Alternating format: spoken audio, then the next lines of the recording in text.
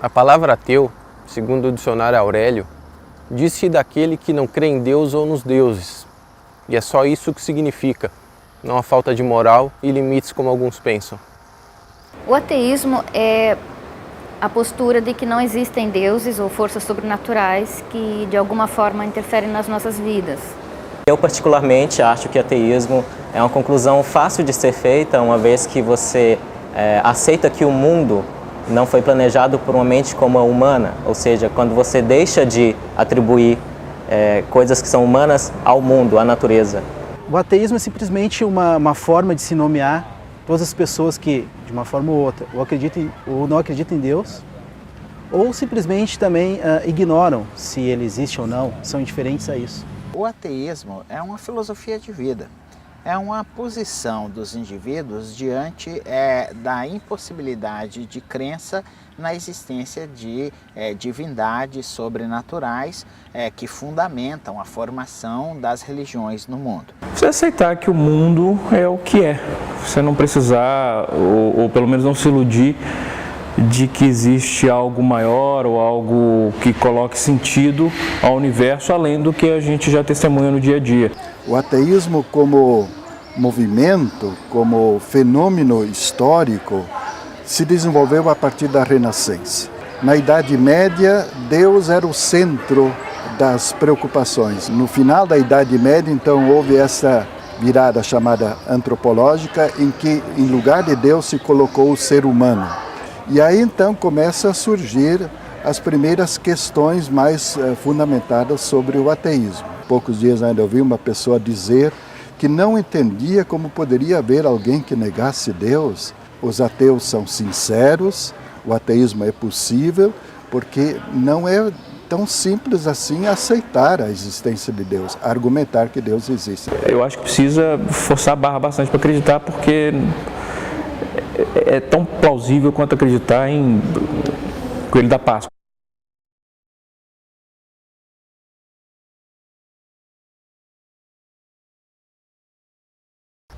Segundo Marx, o homem é que faz a religião, e não a religião que faz o homem.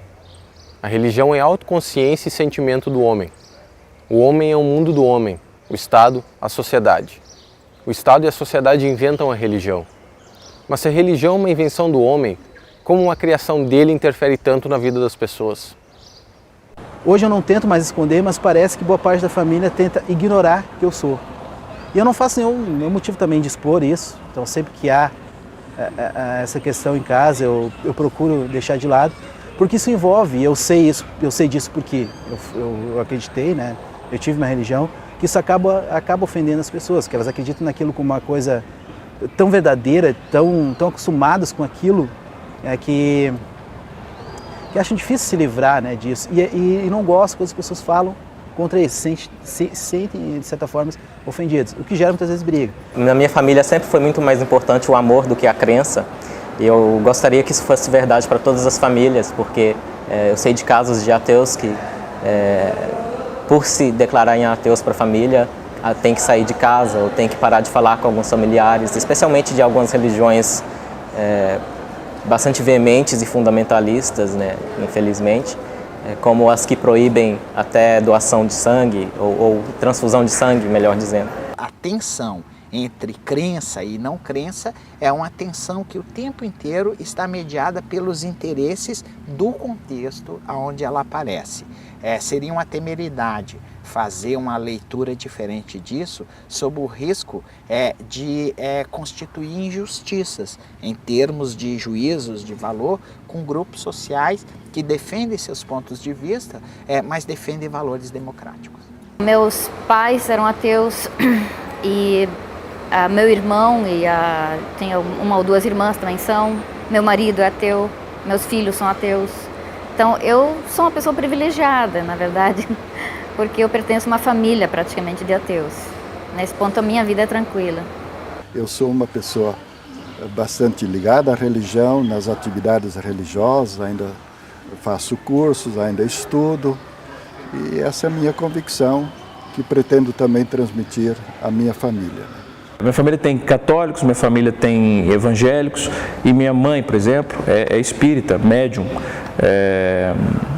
E eu tenho, por exemplo, um tio, que é meu tio favorito, é meu tio, que eu tenho uma paixão imensa, que ele também é espírita. Ele era ateu, até os 40 e poucos anos, e de repente se converteu ao espiritismo. Eu até brinco com ele, porque ele se deu conta que ele ia morrer, chegou a uma certa idade e falou, vou morrer, eu preciso acreditar em alguma coisa. Alguns familiares dizem, eu não acredito que você é realmente ateu, acho que no fundo você acredita em Deus. Aí eu respondo assim, imagine se eu dissesse para você que é católica, que na verdade no fundo você é budista. Na verdade, no fundo você não acredita nos dogmas da sua religião. É uma invasão de privacidade, né? E a privacidade mais preciosa que a gente tem, que é a privacidade de crenças, a privacidade mental. Nasci ateu, ou seja, nasci sem Deus, e depois passei a acreditar e depois voltei a não acreditar. Agora sim, aí com um sentido mais conhecido do termo, que é negando, que é tendo justificativas para não acreditar, né? Eles estão olhando para a miragem. E quando a gente chega para eles e diz, essa miragem não existe, para de olhar para lá, começa a olhar aqui perto, eles não conseguem aceitar, eles não conseguem entender do que eu estou falando. Porque para eles a miragem é real.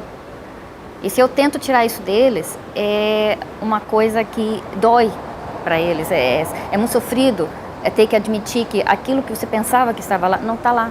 O ambiente é que não facilita alguém se declarar abertamente ateu em nosso meio ainda, né? Mas evidentemente que é perfeitamente possível. E as pessoas instruídas todas hoje reconhecem isso aí, né? Quem tem mais dificuldade de conviver são as pessoas mais simples, que têm uma fé muito simples, mas que acham que é estranho alguém ser ateu.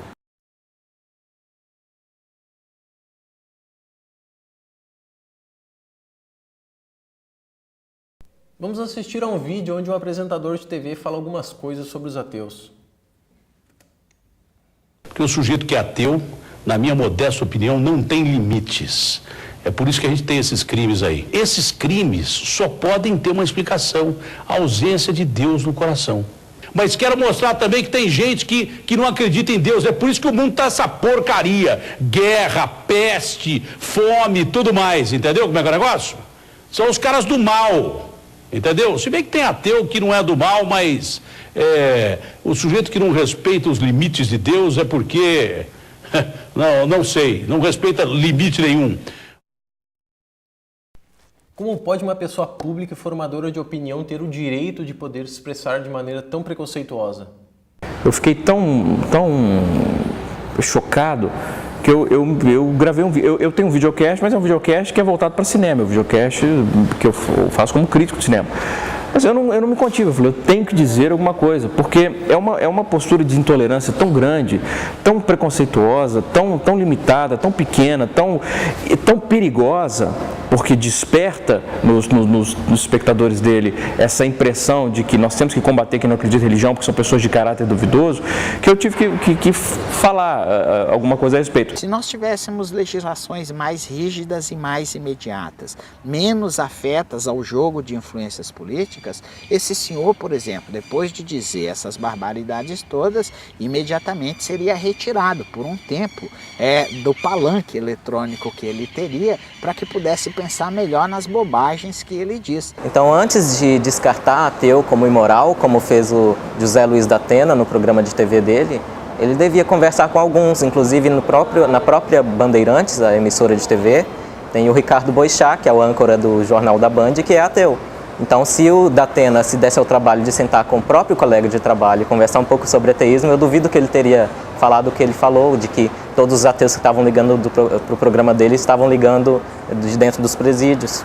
Os fatos comprovam que não existe uma tendência maior do ateu se entregar ao crime do que o religioso. Tanto que tem mais religioso na cadeia do que ateu. Isso não quer dizer que o religioso, por ser religioso, é criminoso. Não, ao contrário de boa parte dos religiosos, eu não uso a crença ou a falta de para julgar o caráter de alguém. Eu julgo pela atitude. Mas as pessoas que dizem que não há preconceito, né, ou elas tentam esconder, ou elas ignoram. Como eu disse antes, há pessoas que é indiferente se acredita ou não, se existe Deus ou não. Então, muitas vezes essas pessoas mesmas que dizem que não há preconceito, porque elas não se informam, não buscam saber e principalmente não são atingidas. Acho que só quem é atingido para saber se há preconceito ou não. Pessoas que acreditam em Deus praticam atos que os ateus não praticam, quer dizer, são desonestos. Então deveria ir por aí. Os políticos que vão à igreja e praticam essa corrupção, como é que você vai encarar isso aí, né? O aborto, sem dúvida, eu não tenho opinião formada sobre o aborto, é difícil eu dizer se sou a favor ou contra, mas o que eu posso dizer é isso, que na medida em que as decisões governamentais, que servem para toda a população, se pautarem por questões religiosas, aí nós temos esse atraso. Ou seja, uma coisa é o indivíduo pensar que ele é dono da verdade. Outra coisa é quando isso constrói mecanismos de ação humana, mecanismos de grupos sociais para impor essa verdade sobre os outros. Me espanta muito toda vez que a questão do aborto é discutida, todas as vezes, tanto do ponto de vista na esfera política quanto na mídia, jornal, telejornal, documentário, etc., tem que entrevistar algum religioso. Por quê? Qual é o motivo para entrevistar um religioso na discussão sobre o aborto? Qual é a autoridade do religioso para falar alguma coisa sobre o aborto? A questão do aborto é uma questão puramente médica e legal. Não interessa a opinião de religioso, assim como não interessa a opinião de um jogador de futebol. É tão arbitrário entrevistar um religioso sobre a questão do aborto, quando chegar assim, olha, eu vou entrevistar um cara que joga sinuca profissional. O que torna o jogador de sinuca profissional o expert em aborto? Nada. O que torna o religioso? Nada. Nós ateus também escutamos muito a crítica de que, se não foi Deus quem criou o universo, de onde ele veio? Basicamente, nós não sabemos, e o fato de nós termos ignorância em alguma coisa não corrobora com a hipótese teísta de que Deus é a resposta. Ou seja, para Deus ser a resposta para qualquer coisa, isso tem que ser justificado por argumentos, por evidências. E isso não é feito pela fé, né? Por isso que se chama fé e não conhecimento.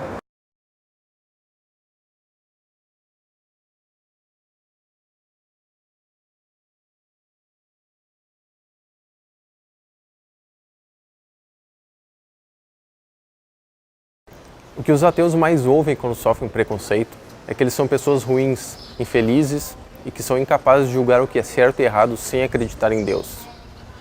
Quando Jesus Cristo e Buda dizem, não faça ao outro o que você não quer que seja feito para ti, onde nesse pensamento existe a premissa de acreditar em Deus? Não tem. Ou seja, já são valores seculares. Os valores morais já são seculares por sua natureza. Eles são dissociados de crenças sobrenaturais.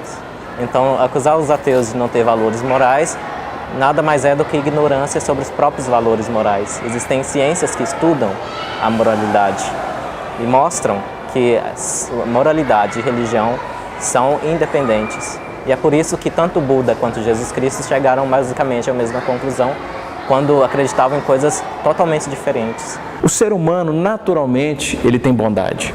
Eu acredito nisso com toda a convicção. Você pega, por exemplo, você está vendo um jogo de futebol, uma partida de futebol, entre dois times que você não conhece, você não tem ligação nenhuma com dois times. Aí você liga na televisão, um time está perdendo de 7-0.